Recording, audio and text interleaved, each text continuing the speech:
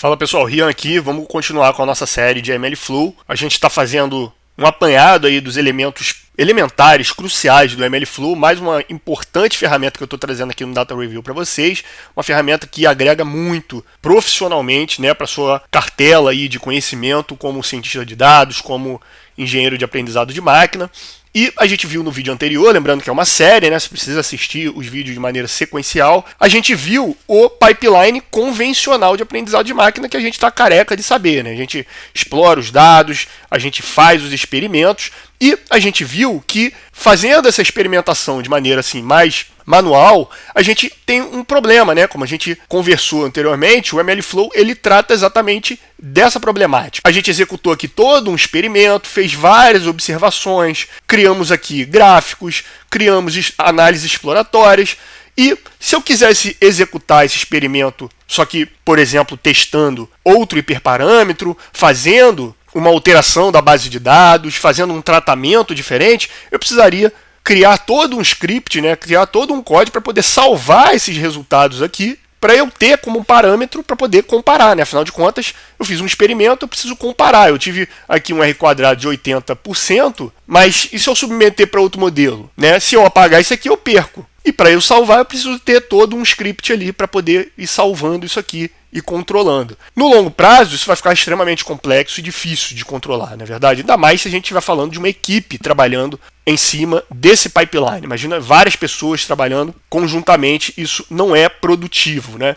Então, é aí que entra o MLflow, a gente vai ver como é que ele resolve esse nosso problema. Mais uma vez, a gente vai iniciar aqui o nosso trabalho fazendo a importação das bibliotecas que são necessárias para o nosso trabalho. A gente vai seguir o nosso pipeline, a gente já fez a exploração dessa base de dados no vídeo anterior, não vai ser necessário a gente repetir. Então vamos só obter aqui a nossa base de dados, a gente já falou um pouco sobre ela no vídeo anterior. Assista para você entender, né, qual é a natureza dessa base de dados. A gente vai fazer a preparação desses dados para ser executados no nosso treinamento. Bom, então como é que a gente vai começar, né? A gente viu que o MLflow ele é introduzido nesse pipeline, né? Os componentes do MLflow são introduzidos nesse pipeline de maneira muito natural, né? Então, a gente viu que lá no MLflow Tracking, a gente tem o conceito de experimento. Esse experimento é aquilo que vai denominar todas as runs, todas as execuções de um determinado experimento. Então é exatamente isso que a gente vai fazer. A gente vai dar um nome aqui para uma variável, vamos chamar de regressão California Housing Random Forest, que pode ser considerada aqui uma boa prática, né? A gente denominar a abordagem, né? Regressão, qual é a problemática e o modelo que está sendo utilizado nesse experimento. Isso vai nos ajudar futuramente para poder controlar, né? Fazer esse controle das execuções, dos experimentos e etc. Bom, a gente já fez a importação do MLflow, da biblioteca dele aqui em cima, né? Tá ele aqui, MLflow, a gente fez a instalação, a gente viu isso no vídeo anterior. Precisa executar lá o comando pip install, tá certo? E a gente vai chamar o primeiro método aqui, que é o setExperiment. Então, eu vou determinar que eu estou começando, a partir de agora, um experimento. Bom, setado o experimento, agora eu vou começar uma nova run, uma nova rodada de experimento. Para isso, o que eu vou fazer? Eu vou colocar o comando start run, que é da biblioteca MLflow, dentro do comando with. O que o comando with faz? A gente viu, né? Você viu, tem certeza que você acompanhou do início ao fim a nossa série de programação básica aqui do Data Review. Lá tá completo, tá? E sendo atualizado. Lá a gente fala sobre o comando with. O que o comando with faz? Ele abre uma sequência de execuções para que tudo que seja executado dentro dessa indentação aqui, ou seja, tudo abaixo do start run, vai fazer parte da run. Olha que interessante. E por que isso acontece? Porque quando você abre o comando with, o que você está fazendo no caso aí é abrindo o escopo de escrita para a API do MLflow. Se você não conhece escopo, lá na série de programação a gente conversa sobre isso. Então, dentro desse escopo do comando with, tudo que faz parte dele vai ser encaminhado para a API onde vai ser registrada a nossa run. Eu tenho o experimento, foi setado o experimento. Agora eu estou setando a minha run. Então vai ser a minha primeira run RF Regressor, tá certo? Denominado aí em função do modelo que a gente está utilizando. A gente vai estabelecer ali os nossos hiperparâmetros, que a gente sabe que o MLflow é chamado de parâmetros. Então a gente tem o NEstimators, que é o número de subclassificadores, né, das árvores, max depth e o random state para garantir a reprodutibilidade. E aí a gente vai chamar um terceiro comando aqui, que a gente viu, que é o logparam. O que o log param faz? A gente viu que dentro da lógica de tracking, você vai armazenar diversas coisas para te ajudar a controlar esses experimentos. E é exatamente o que o log param faz. Ele vai logar, ele vai salvar, armazenar qual é o parâmetro que eu estou utilizando nessa run desse experimento. Então eu vou colocar lá o nome dele, passo o valor que eu estou usando, a mesma coisa para o maxDef e o random state. Perceba que, como a gente sabe, no ciclo de vida do aprendizado de máquina, eu vou testar diversos parâmetros. Eu vou testar 100, mas eu vou testar depois 500, 1000, 250, enfim, vou fazer vários testes. Eu quero acompanhar qual vai ser o resultado, certo? Em seguida, o que a gente vai fazer? A gente vai treinar esse modelo. Então eu vou submeter aqui a variável model, o meu algoritmo, Random Forest Regressor, estou passando aqui os hiperparâmetros que eu vou utilizar e vamos fazer um fit. Em seguida, eu vou fazer a previsão e pegar, resgatar aqui as métricas do resultado do nosso modelo, para a gente ter uma ideia de como ele se saiu. Então eu vou salvar esses resultados aqui nas variáveis, a gente está utilizando a métrica de erro RMSE e o R quadrado, e em seguida eu vou chamar o outro comando que a gente viu, Lembrando que isso é uma série, é importante que você tenha visto a parte prática para se conectar com o que a gente está vendo agora aqui em código, Eu vou chamar agora aqui o logmetric. Então, a gente tinha feito o logparam para armazenar os hiperparâmetros do nosso modelo. Agora eu estou chamando o logmetric para armazenar o quê? A métrica de erro do nosso modelo, para a gente acompanhar tudo isso pelo MLflow. Ele vai fazer esse rastreamento, o que profissionaliza e automatiza o nosso trabalho. Então, vou fazer o log para duas métricas que a gente está utilizando, fazer um print aqui só para a gente ver tudo isso. E vou fazer o quê? Vou fazer um plot. O plot ajuda, Uma imagem vale mais do que 1000 palavras. A gente viu também, olha só como tudo se conecta, teórica e prática. Esse plot, ele não é importante para a gente? Ele nos ajuda na comparação e na observação do nosso experimento. Então eu vou fazer um log artifact, ou seja, eu vou logar esse artefato, que a gente disse, que pode ser praticamente qualquer coisa que você quiser aqui. Eu, no caso, vou armazenar a minha imagem, vou armazenar esse gráfico, tá certo? Em seguida, o que eu vou fazer? Eu vou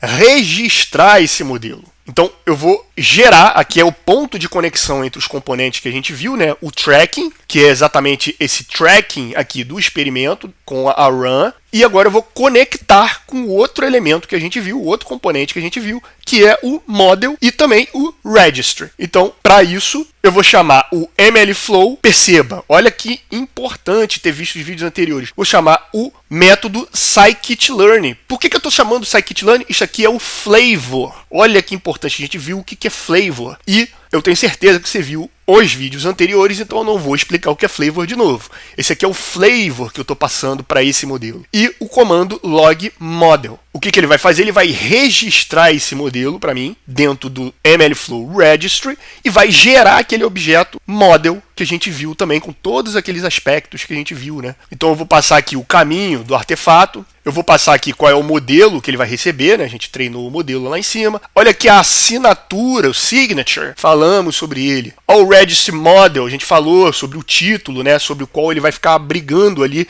as diversas versões desse modelo. Olha como é que tudo se conecta. Olha o input example que a gente viu lá. Então, tudo isso se conecta, Tudo que a gente viu nos vídeos anteriores está se conectando agora aqui com a parte prática. Vamos rodar isso aqui para gerar os resultados, Ele vai fazer todo o treinamento. Olha que interessante aqui no log, MLflow tracking fluent. Aí ele tá passando aqui, o experiment with name, regressão California House Random Forest does not exist. Creating a new experiment. Por que isso é importante? Porque se esse experimento tivesse já registrado, o MLflow faz esse controle, ele registraria não um novo experimento, ele registraria uma nova versão desse experimento. Isso que é interessante. Então, como não existe, ele está criando um novo, Does not exist, creating a new experiment. E aí a gente tem a saída aqui, só mostrando os parâmetros que a gente colocou, que a gente logou lá, os hiperparâmetros, as métricas, olha lá, deu um R quadrado de 77 aqui. Salvamos também o gráfico ali de previsões como artefato. Ele está dando um aviso aqui para a gente de deprecated,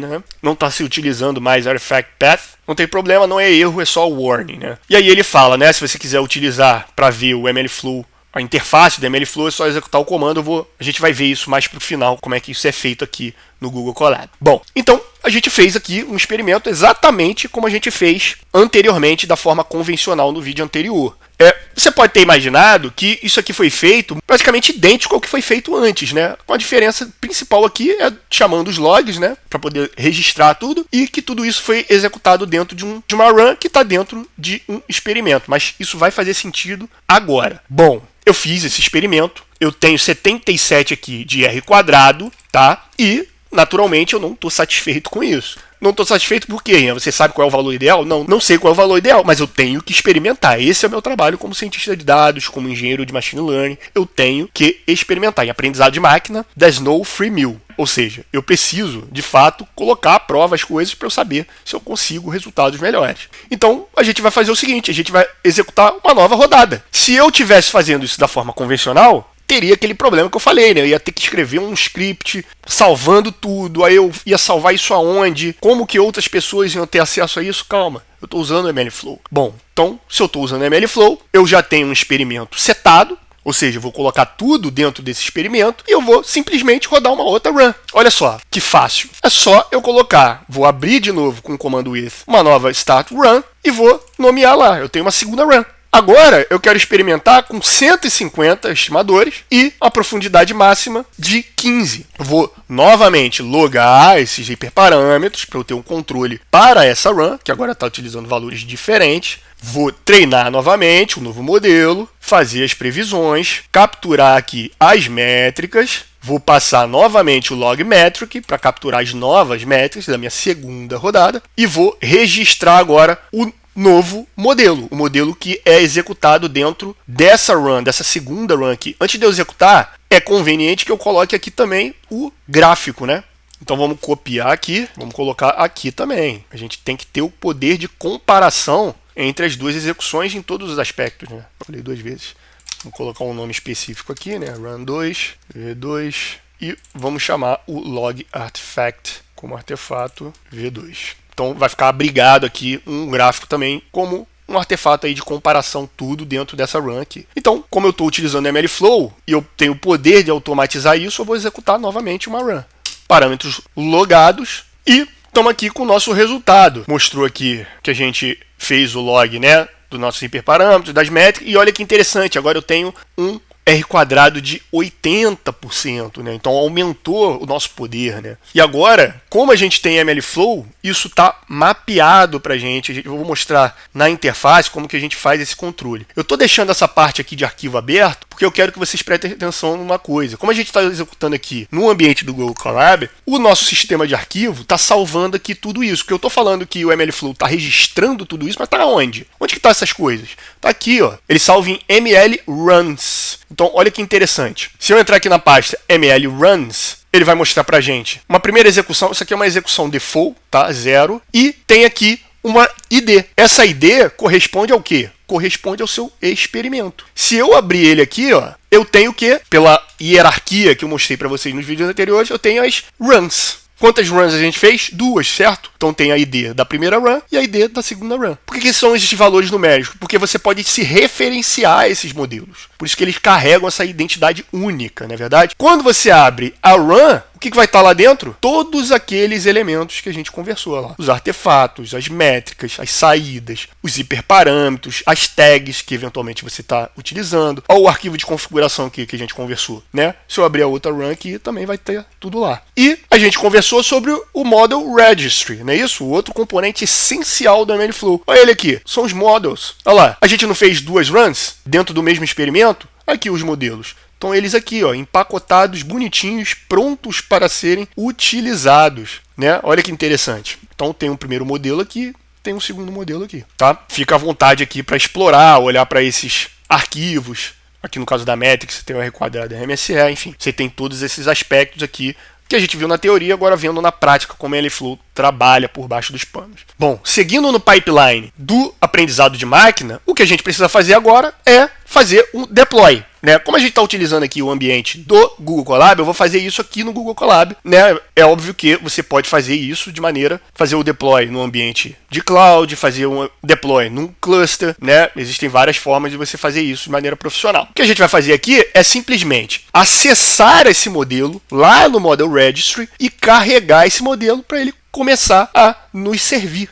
Não é isso que a gente fez na abordagem tradicional? A gente salvou um modelo, esse modelo ficou salvo lá em memória, né? A gente carregou esse modelo para ele servir, fazer previsões. Esse é o objetivo de todo o trabalho da experimentação, não é isso? Então, para a gente fazer isso, a gente vai criar um cliente do MLflow, então a gente vai chamar o MLflow Tracking MLflow Client. Eu vou criar uma conexão de cliente para chamar o servidor MLflow que está rodando aqui no meu ambiente e vou chamar o método Search Model Version. Eu quero resgatar um modelo específico. A gente registrou esse modelo com esse nome, que é aquele nome que a gente dá, né, para o componente empacotado desse modelo. Vou capturar aqui alguns parâmetros só para a gente exibir, né, a versão e o status dele. E vou carregar aqui a última versão. Então, eu vou chamar o client get latest version do modelo. Eu não estou atribuindo nenhum stage porque a gente viu que esse é um parâmetro descontinuado, né, aqui no MLflow. Isso está dentro de um bloco try e a importância vocês sabem porque vocês viram, né, toda a série de programação básica aqui no Data Review. E vamos executar isso aqui para a gente capturar então a última versão. Então a gente pegou lá, a gente tem a versão 1 sendo capturada, é a última versão, né? Lembrando que a gente registrou duas, né, 0 e 1, e ele está preparado para poder servir. Então, o que a gente fez aqui parece muito simples, mas olha o que a gente fez.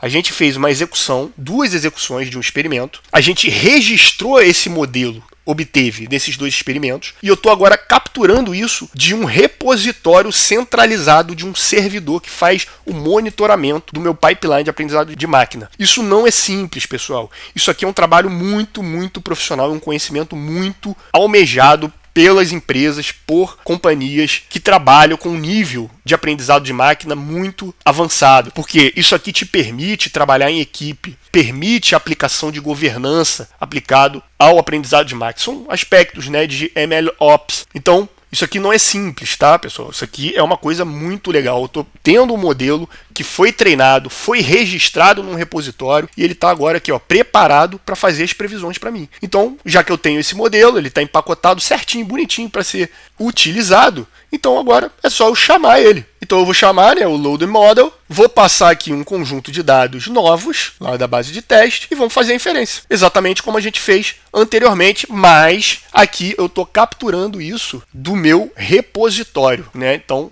uma abordagem bem mais profissional. Aí ele expressou ali nos valores de previsão para a gente. Tá certo? Então, essa foi a execução utilizando aí o MLflow, utilizando todas as suas poderosas ferramentas, né, de tracking, model registry. E por esse vídeo é isso. A gente vai dar uma continuação disso no vídeo posterior. Vamos ver isso na interface, né, do MLflow, esses resultados. Por esse vídeo é isso. Se você gostou, peço que curta, compartilha com quem você acha que possa ter interesse no conteúdo e a gente se vê no próximo vídeo.